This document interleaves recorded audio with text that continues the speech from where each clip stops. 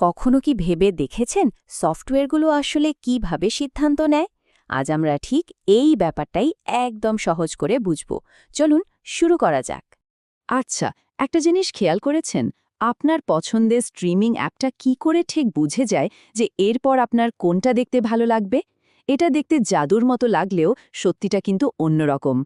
ব্যাপারটা আসলে খুবই সোজা। এর পেছনে আছে কিছু আগে থেকে ঠিক করে দেওয়ার নিয়ম। সফটওয়্যারগুলো অনেকটা আমাদের মতোই কিছু শর্ত দেখে তারপর সিদ্ধান্ত নেয়। আর এই নিয়মগুলোই হচ্ছে পুরো সিস্টেমের আসল ভিত্তি। তো চলুন একদম গোড়া থেকে শুরু করা যাক। প্রোগ্রামিংয়ে সিদ্ধান্ত নেওয়ার জন্য সবচেয়ে প্রথম আর জরুরি যে জিনিসটা, সেটা হলো ইফ স্টেটমেন্ট। এই ইফ স্টেটমেন্টকে বলতে পারেন একটা সাধারণ হ্যাঁ বা না প্রশ্নের মতো। প্রোগ্রাম নিজেকেই এই প্রশ্নটা করে। যদি শর্তের উত্তর হ্যাঁ হয় তাহলে ও একটা নির্দিষ্ট কাজ করে, আর উত্তর যদি না হয় তাহলে কাজটা আর করে না, সোজা এড়িয়ে যায়। কি খুব সহজ না ব্যাপারটা?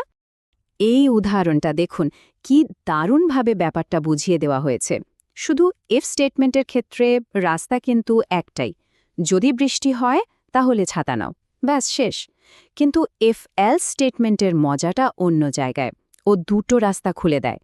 যদি বৃষ্টি হয় তাহলে ছাতা নিতে হবে, আর যদি না হয় মানে অন্যথায়, তাহলে সানগ্লাস পরতে হবে। মানে শর্ত একটাই, কিন্তু ফলাফল হতে পারে দুটো। কিন্তু সবসময় তো পরিস্থিতি এত সহজ থাকে না, তাই না? প্রায়ই তো একটা সিদ্ধান্তের ওপর নির্ভর করে আমাদের আরেকটা সিদ্ধান্ত নিতে হয়। প্রোগ্রামগুলোও ঠিক একইভাবে আরও জটিল অবস্থা সামলায়। এই ব্যাপারটাকে বলে নেস্টেড ইফ, মানে একটা ইফের ভেতরে আরেকটা ইফ। ধরুন, প্রোগ্রাম প্রথমে চেক করলো আজ কি উইকেন্ড। উত্তর যদি হ্যাঁ হয়, তখন ও আবার চেক করে আচ্ছা আবহাওয়া কি ভালো। সেটার উত্তরও যদি হ্যাঁ হয়, শুধু তখনই ফাইনাল কাজটা হবে, মানে পার্কে যাওয়ার প্ল্যান ফাইনাল। সোজা কথায়, একটা শর্তের ভেতরে আরেকটা শর্ত। আচ্ছা, এবার এমন একটা সিচুয়েশনের কথা ভাবি যেখানে অনেকগুলো অপশনের মধ্যে থেকে যে কোনো একটা বেছে নিতে হবে। এই ধরনের কাজের জন্য সুইচ স্টেটমেন্ট কিন্তু একটা অসাধারণ টুল। যেমন ধরুন, কোনো একটা গেম যখন শুরু হয় তখন লেভেল সিলেক্ট করতে হয়, তাই না? যেমন ইজি, নর্মাল, হার্ড অথবা এক্সপার্ট। এই যে চারটা নির্দিষ্ট অপশন, এগুলোর জন্য বারবার ইফ এলস লেখার চেয়ে একটা সুইচ স্টেটমেন্ট ব্যবহার করা অনেক বেশি স্মার্ট আর সহজ। সুইচ স্টেটমেন্ট ঠিক এই কাজটাই করে। ও প্রথমে দেখে যে কোনটা বেছে নেওয়া হয়েছে, তারপর সেই অনুযায়ী কাজ করে। যেমন যদি 1 সিলেক্ট করা হয় তাহলে গেমটা ইজি মোডে শুরু হবে, যদি 2 সিলেক্ট করা হয় তাহলে নর্মাল মোডে। এতে কি হয় জানেন?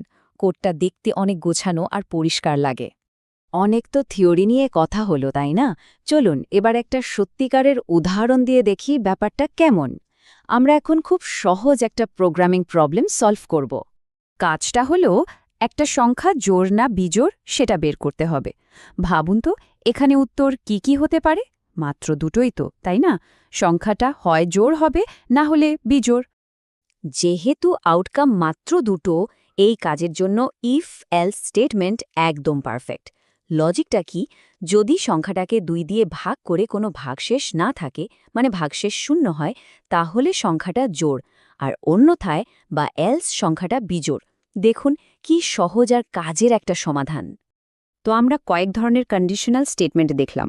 এখন আসল কথা হলো কোনটা কখন ব্যবহার করতে হবে সেটা বুঝতে পারা, কারণ প্রত্যেকটা টুলেরই কিন্তু নিজে নিজে সুবিধা অসুবিধা আছে। তাহলে এখন সবচেয়ে বড় প্রশ্নটা হলো, কখন একগাদা ইফ এলস ব্যবহার না করে একটা সুইচ স্টেটমেন্ট ব্যবহার করাটা বেশি বুদ্ধিমানের কাজ? আর এর উত্তরটা হলো হ্যাঁ, এমন পরিস্থিতি অবশ্যই আছে। আর এই উত্তরটাই কিন্তু আমরা এই টেবিলে দেখতে পাচ্ছি। দেখুন, ইফ এলস কখন ভালো? যখন অপশন দুটো অথবা লজিকটা খুব জটিল, যেমন ইউজার লগ করেছে কি করেনি। কিন্তু যখন আপনার কাছে একটা ফিক্সড লিস্ট আছে আর সেখান থেকে একটা কিছু বেছে নিতে হবে, যেমন সপ্তাহের কোন দিন আজ, তখন সুইচ ব্যবহার করলে কোডটা অনেক বেশি ক্লিন আর সহজপাচ্য হয়। শেষ কথা হলো পরিস্থিতি বুঝে ঠিকঠাক টুলটা বেছে নিতে পারা, আর এটাই কিন্তু একজন দক্ষ প্রোগ্রামারের আসল পরিচয়।